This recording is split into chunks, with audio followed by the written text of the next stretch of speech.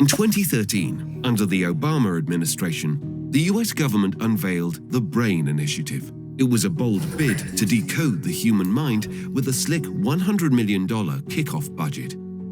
Teaming the National Institutes of Health and DARPA, the initiative set out to map the brain's wiring, ostensibly to fight diseases. But DARPA's involvement raises questions. Is this about curing epilepsy or weaponizing the mind for a military edge?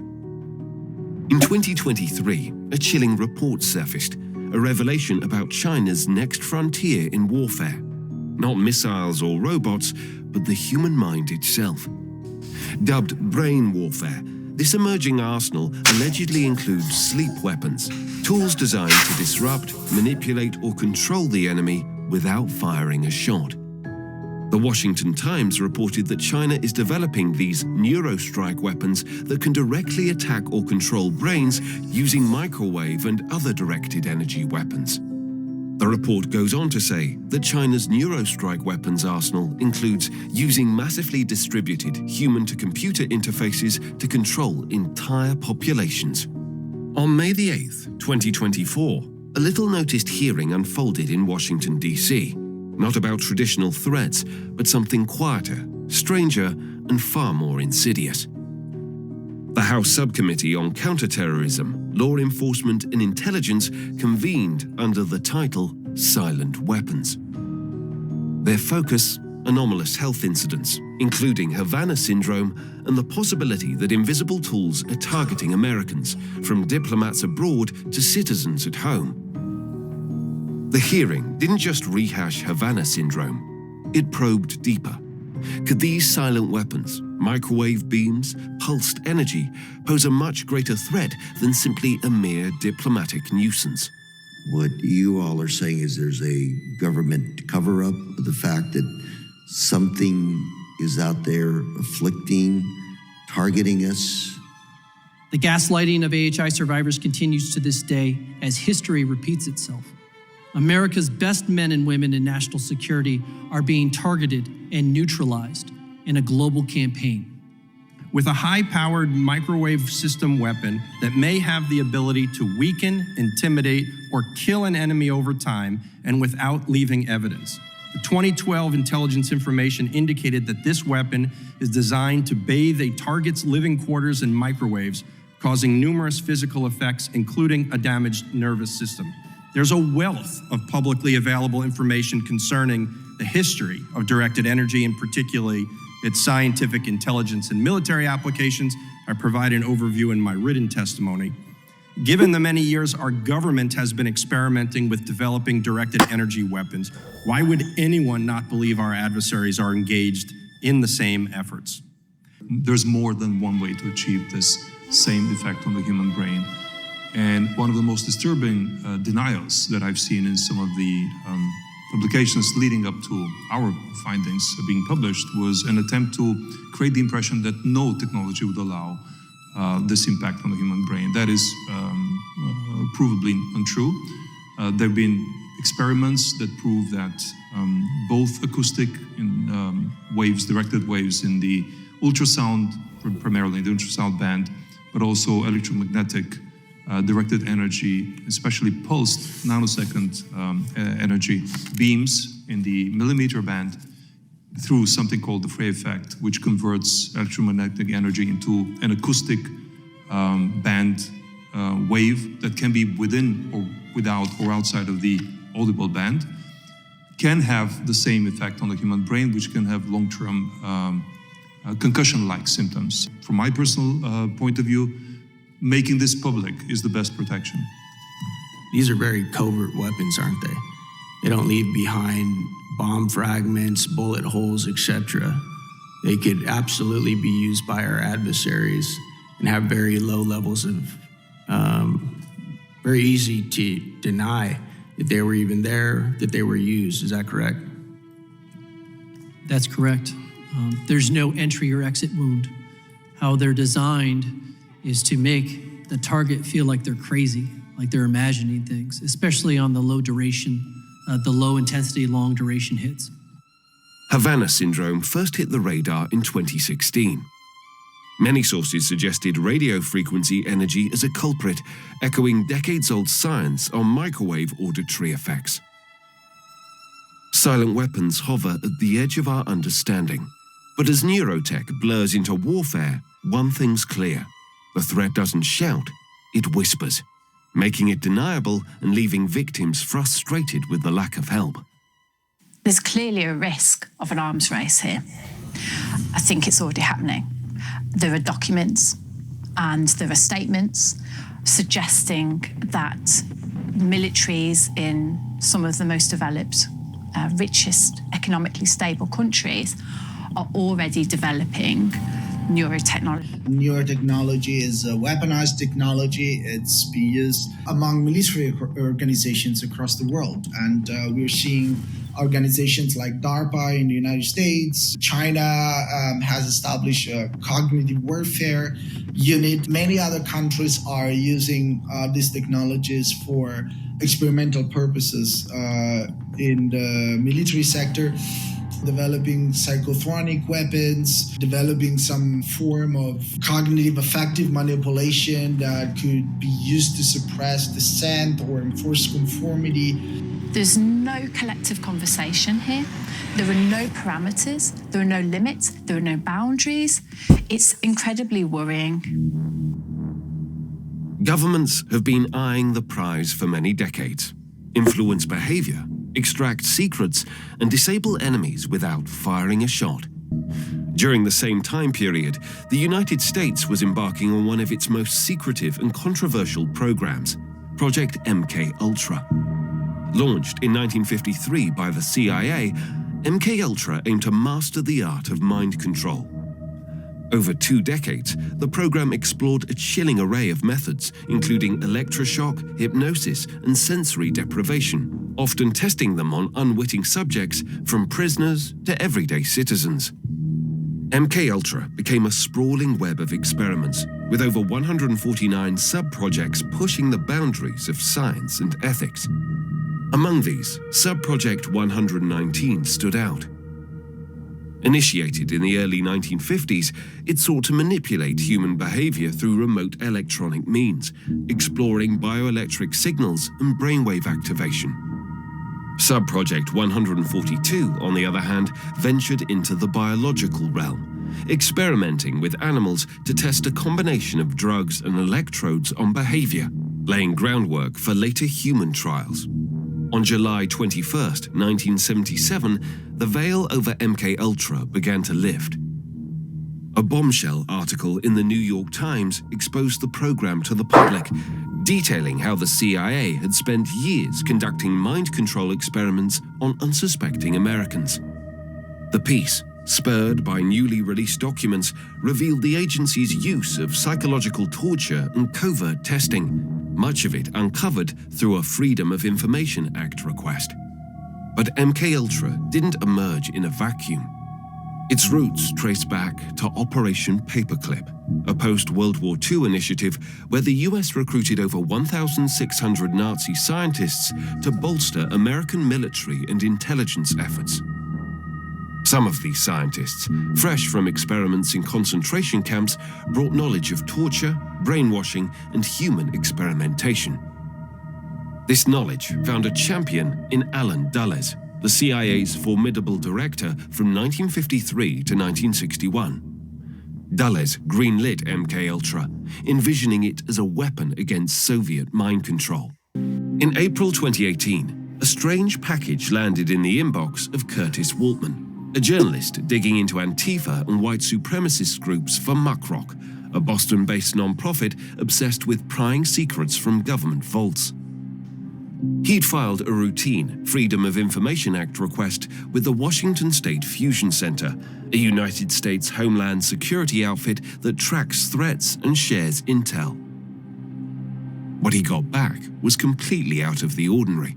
In amongst the files he requested was a zip file labeled EM Effects on Human Body, and it cracked open a Pandora's box of weirdness. Inside were documents straight out of a conspiracy fever dream.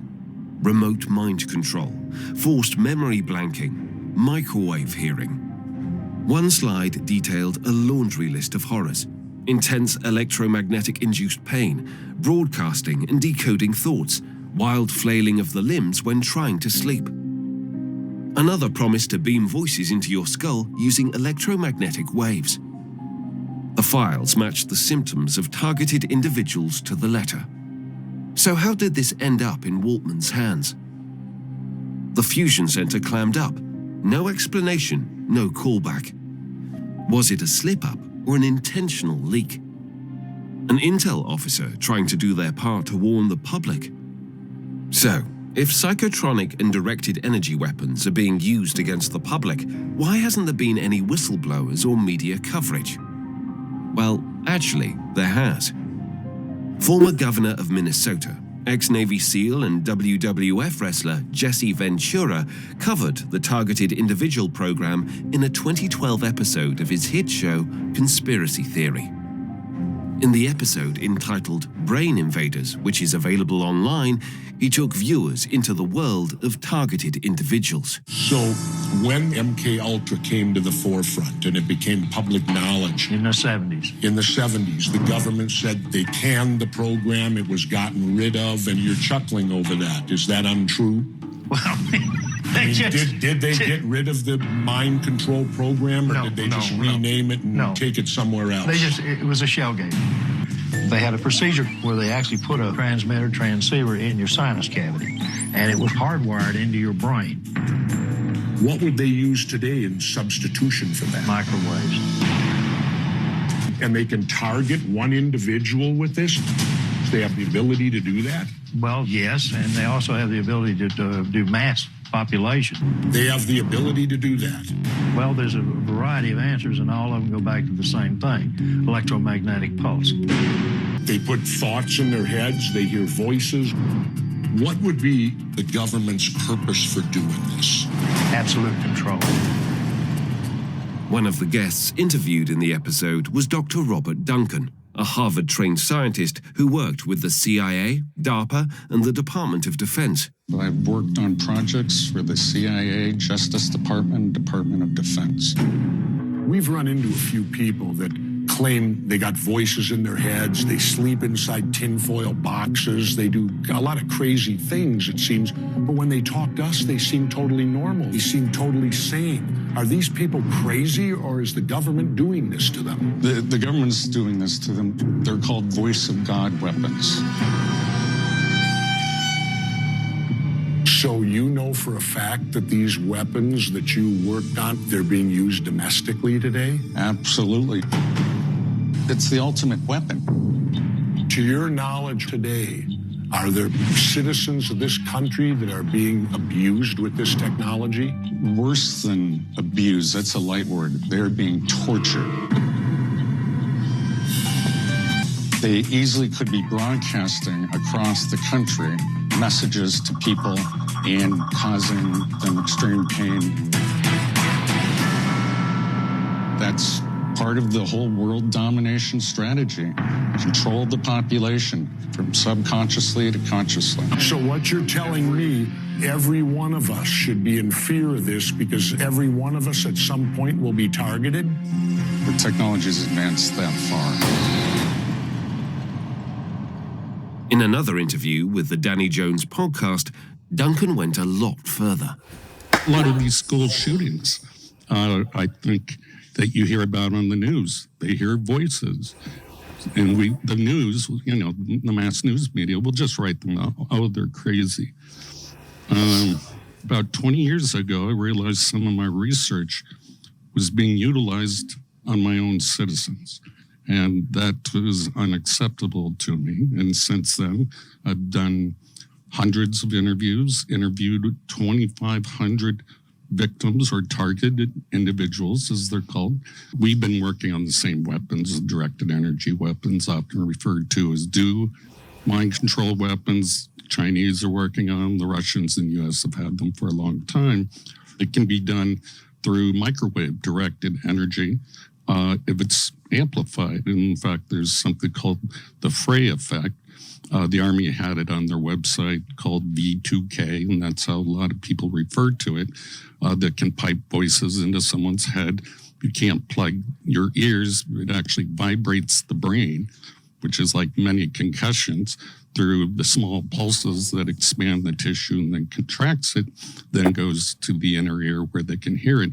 If you cognitively model someone, you have a brain print, like a fingerprint.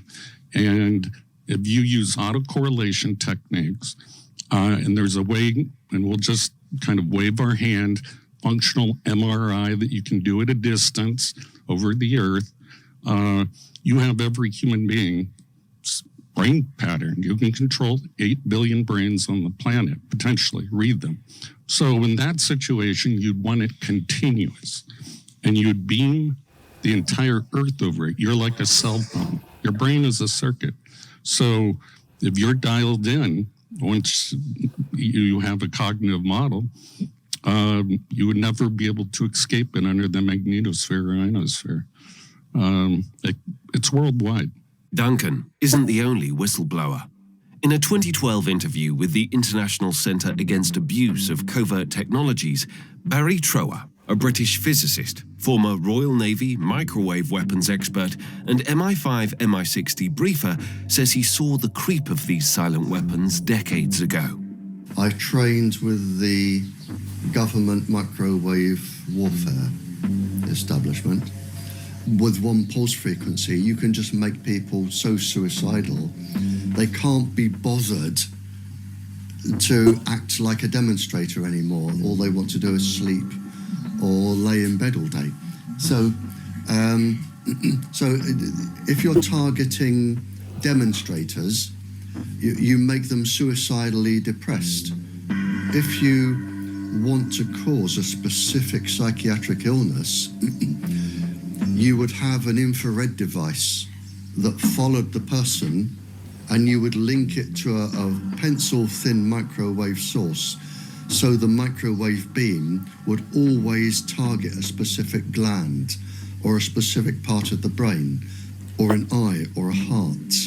They can cause insanity, and it was an experiment. One of the experiments was to take an ordinary sane person, cause insanity, and have a psychiatrist who was unknown to everybody diagnose schizophrenia or paranoia or a psychiatric illness. That was a successful outcome. And the person would spend the rest of their life in an asylum in misery, but to the government scientist, that was a success.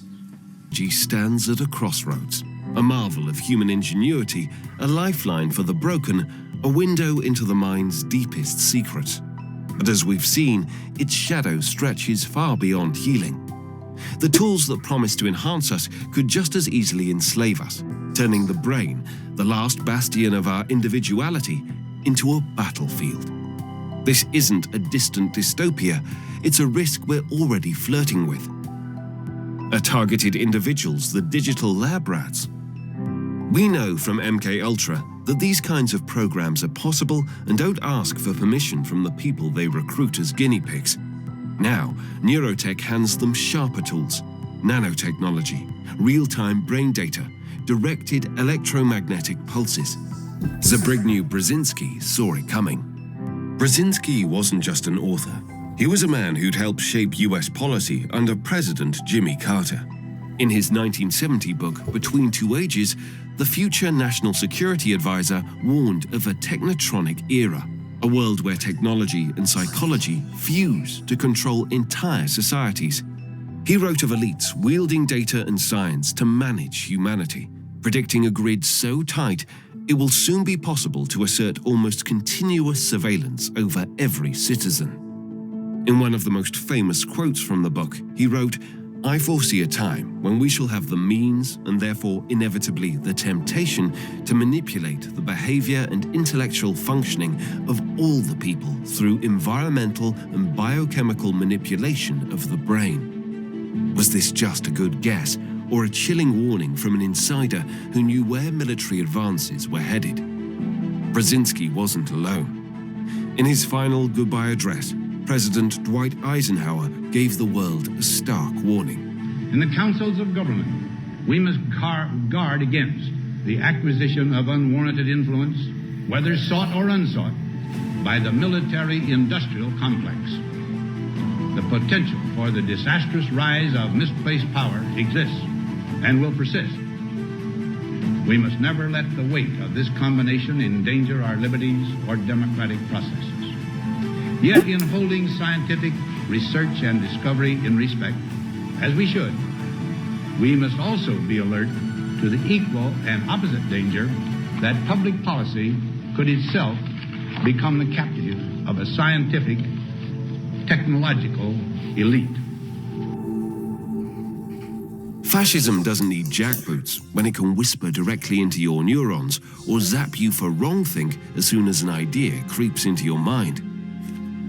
Some of the devices, some of the technology, some of the scientific papers are reporting the ability to interfere with the human mind, interfere with what we would perhaps think to be spontaneous, autonomous thoughts, thought processes, mental states, but are actually being influenced externally and without our knowledge.